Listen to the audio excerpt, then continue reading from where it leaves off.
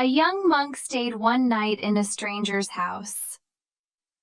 Before he left in the morning, he made a small promise. He never thought she would hold on to it, and I have never been quite sure that he meant it. Tonight, I'll tell you a story from Japan. The evening came down slow over the mountains, and the air turned cold and blue. A young monk was walking the long road to Kumano, a place of prayer far to the south. He had been walking for many days alone, and his robes were gray with dust. The last of the light was almost gone when he saw a house beside the road. Thin smoke rose from it, pale against the darkening sky. He stopped at the gate, and he asked very quietly if he might rest there for a single night. A man came out and looked at the young monk's tired face for a moment, and then he smiled and he opened his door, and he let the traveler in. Inside, the house was warm. There was rice and tea and a small fire breathing softly in the corner. The man had a daughter, and her name was Kiyohime. She was young and quiet, and she carried the monk his food in both her hands and set it down before him. She did not look away from him. He was gentle, this traveler, calm and kind, and far from wherever he had come from. She had never seen a face quite like his in all her life. She watched the firelight move across it in the dark, and something inside her went very still and would not move again. They sat together a while in the quiet while the fire burned low. The monk spoke a little of his journey, of the mountains, of the temple he was walking toward. His voice was soft and even. He did not seem to notice the way the girl was looking at him. He had spent his whole life among prayers and old men, and he did not know that look or what it meant. But Kiyohime knew. She sat very close to him, and she listened to every word he said, and she felt something open inside her chest that she had no name for and could not close again. That night, the house went dark and silent. The young monk lay down in a small room at the back, and he closed his eyes. But the girl could not sleep. She rose in the dark, and she crossed the cold floor to the room where he was resting, and she knelt down close beside him.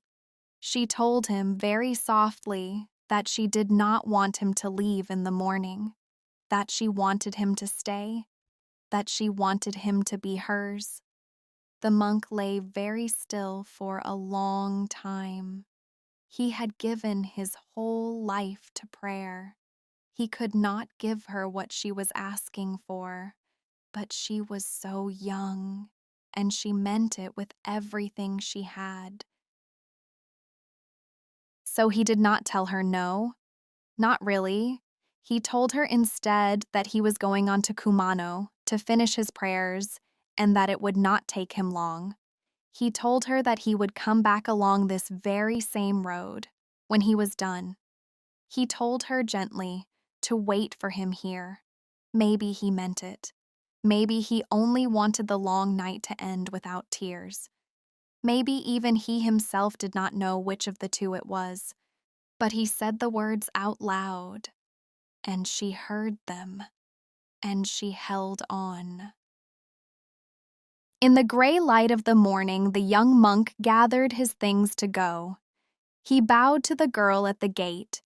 He thanked her father for the warmth of his house, and then he turned and he walked away down the long road toward the mountains and the temple and his prayers. Kiyohime stood at the gate and watched him until the road took him out of sight. She was not afraid. She was not sad. He had promised to come back to her, and she believed every word of it. The days went by, and Kiyohime waited. She watched the road in the morning when the mist was still low on it. She watched it again in the evening when the light turned gold and then gray. Every traveler who came over the far hill, she thought, for one small moment, was him. None of them ever were. She told herself that he was still praying. She told herself the prayers were long and holy and not to be hurried. She told herself he was already on his way back to her. The road stayed empty, and still she waited. The way you wait for someone when the waiting is the only thing you have left of them. Then, one day, a traveler stopped at the house and he told her the truth. The young monk had finished his prayers long ago. He had already come back down through the mountains days before. But he had taken another road home, a longer road, one that turned wide around her house, so that he would never once have to pass her gate. He had gone far out of his way, only so that he would not have to see her face again. Something in Kiyohime broke then, very quietly. She did not weep. She rose to her feet, and she began to walk. She walked quickly, and then she walked faster than that. She did not stop to eat. She did not stop to rest or to sleep. The road ran on and on ahead of her, and the sky went dark above her, and still she followed him. The man who had made her a promise and broken it. The sharp stones cut her bare feet. She did not feel them. All she could feel now was the thing rising up inside her. It had been love once. It did not feel like love anymore.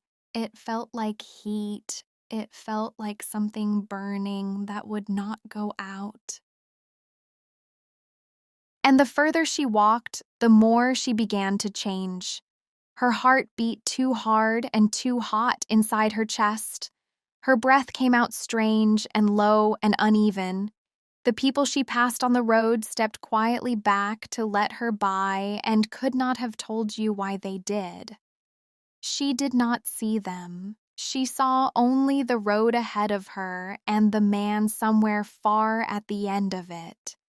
She could not stop now. Something had taken hold of her from the inside, and it was carrying her forward, and it would not let her go. At last she came to the banks of a wide river, the Hidaka, and there, far across the water on the other side, she saw him. The young monk, running. He had seen her too, across the river.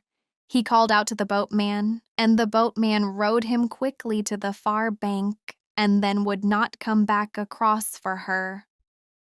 They had seen her face by then. They were afraid of what was in it.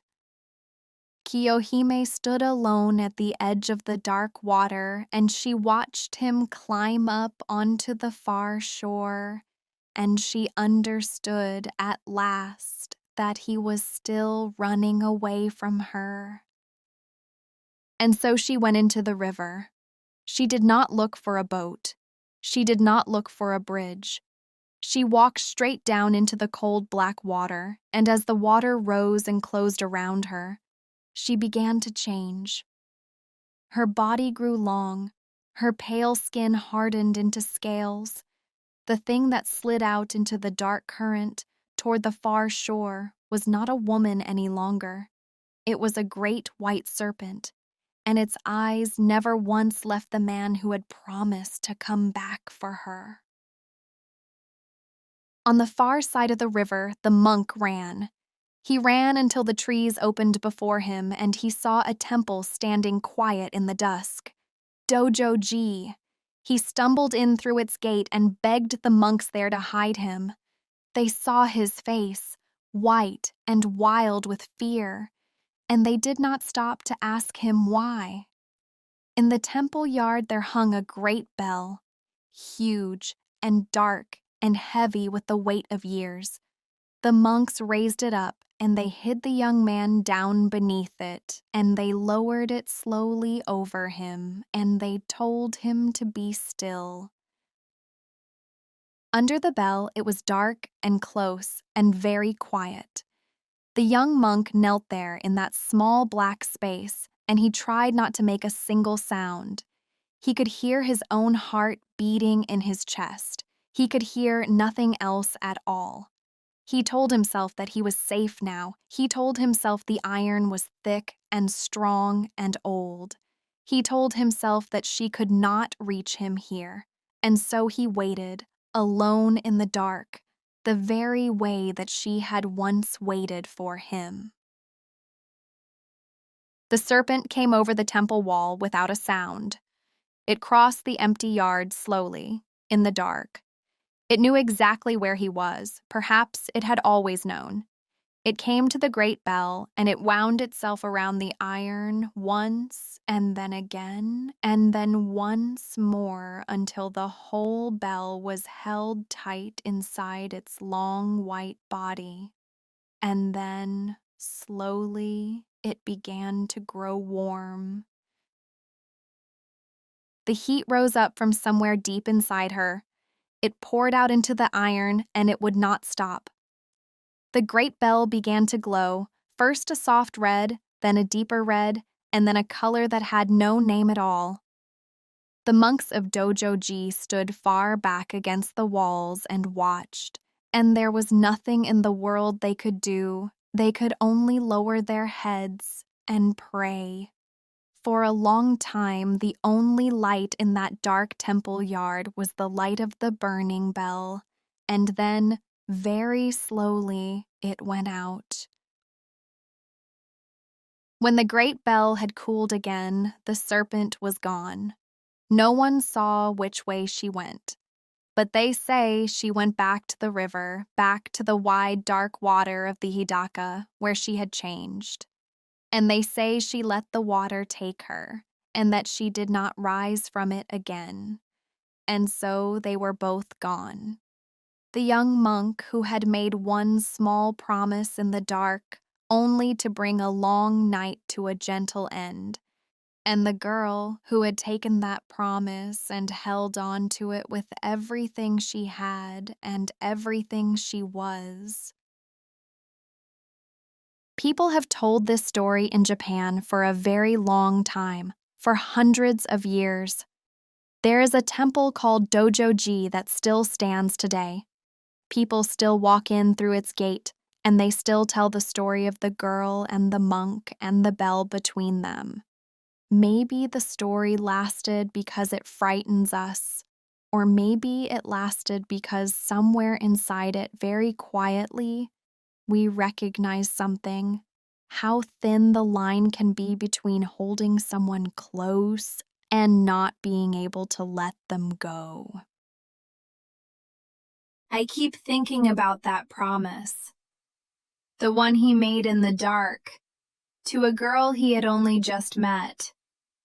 I still don't know if he meant it, whether it was a kindness or only a way to leave. I wonder if even he knew. I wonder what you think. What about you? Good night.